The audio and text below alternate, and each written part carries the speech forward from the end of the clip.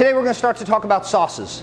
And like I mentioned in the first class, this is the class that blew my mind. When I was a student at Baltimore Culinary and I was a good kind of amateur cook, when I learned how to make roux, when I learned thickening agents, it was like the world opened to me. Because I could grill a hamburger, I could cook a chicken breast, but I really didn't know how to make a sauce. And then when you start making sauces, that one chicken breast suddenly turns into 5, 10, 15 meals, right? You can grill a chicken breast, and if you can make 5 different sauces, you got 5 different dishes there. Sauces, to me, is the artist's signature. The structure of a sauce, it's made up of basically 3 ingredients. 3 ingredients. First, being a liquid. You need some kind of liquid. And I would add a flavorful liquid. Nobody's going to make a sauce from water. Right? Again, what has less flavor than water?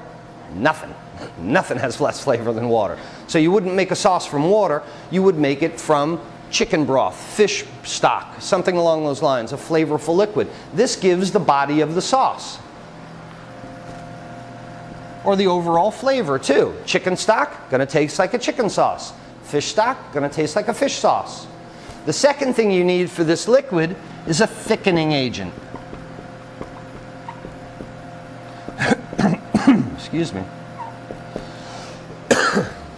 is a thickening agent. This is the key to the whole thing here. Anybody can warm up a liquid and pour it on some kind of food, but again, it's going to wind up on the bottom of the plate. What makes a great sauce is how you develop this thickening agent, and the thickening agent is what thickens the liquid so that it can stick to your sauce. Lastly, some kind of seasonings. So very simple, any kind of sauce is a liquid, a thickening agent, and seasonings for flavor. The skill is in number 2. The skill is creating this thickening agent. This is what made my culinary education all worthwhile, learning about roux. Roux is a combination of fat and starch. R-O-U-X, roux. Come on, man, this is like calligraphy, my beautiful handwriting. Well, you can't read this. There are wedding invitations that don't look that good. Roux. Yeah, my handwriting is pretty bad. Roux, fat and starch. The great majority of the time, the roux will be butter and flour. Is this to say that you can't render some bacon fat and put some flour in it? Heck yeah, man. Good stuff. Could you trim fat from beef? Kind of saute the fat, render the beef fat. Could you make it with olive oil? Could you make it with pistachio oil? Could you make it with truffle oil? Could you? Yes, yes, yes, yes, yes, and yes. I don't want us to get into the habit of saying roux is butter and flour. Yes, one type of roux is butter and flour, but roux is fat and starch. Fat and starch, better said. So you could use bacon fat. You could use olive oil. You could use just about any kind of fat, renderable fat that you would like. And again, starches absorb liquid and swell. This is gelatinization. The thing is that starch granules must be separated. Here's the thing, starches are sticky, right? Think about rice, think about potatoes. You're cutting potatoes and how sticky your knife gets. Starches are very sticky. So if you drop a bunch of flour or you drop a bunch of starch into a hot liquid more than 150 degrees, what happens? The starches gelatinize on the outside. You get a starch bomb and all this gets sticky around the outside and all the starches stick together. So what do you got? You got grandma's lumps.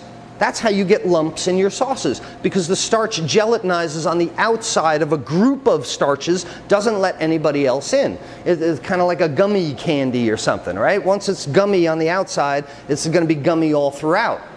Starches have to be separated with either some kind of fat or liquid.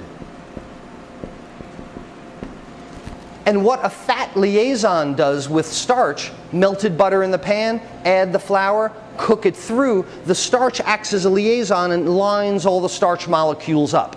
So rather than being in a big ball and hitting hot water at 150 degrees, gelatinizing on the outside of the big ball and causing a lump, what the fat does is line everybody up to the molecules. Fat says, you stand here, you stand here, you stand here, you stand here, you stand here, you stand here, you stand here, all in a nice line. And then along comes this hot liquid and they pop like popcorn. Each molecule individually absorbs liquid and swells. That's how you get a nice velvety sauce, a liaison. It's the same thing with the cornstarch. We always use cornstarch in a slurry. So instead of this, what you get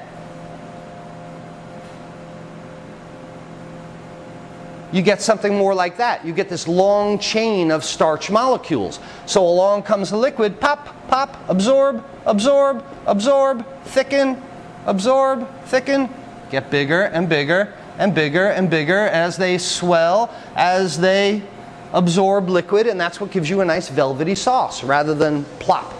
So the important point is here, starch cannot be added to cold liquid. Starch needs a fat or liquid liaison first. Important. Preparing roux. How to prepare our roux.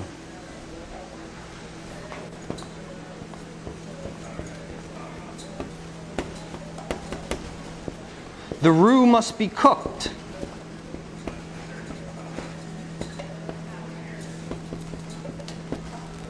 You combine fat and flour. You combine fat and starch. Say it's butter and flour. No, really, say it's butter and flour. It's butter. Never mind. Have to be cooked because we take out this raw, starchy taste.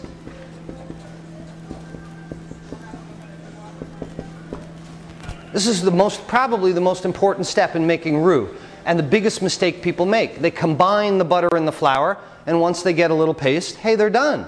But the resulting sauce tastes like wallpaper paste.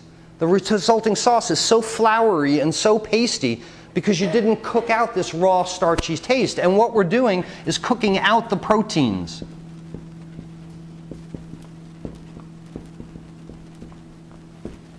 In the flour. Another reason why we try and use a flour that has less protein. We don't want to develop gluten in a sauce, but we also want to cook all the proteins out. So why start with a really high protein flour and have to do all that cooking? Start with a lower protein flour. We cook out all the proteins. And you'll see this when we start to do it today.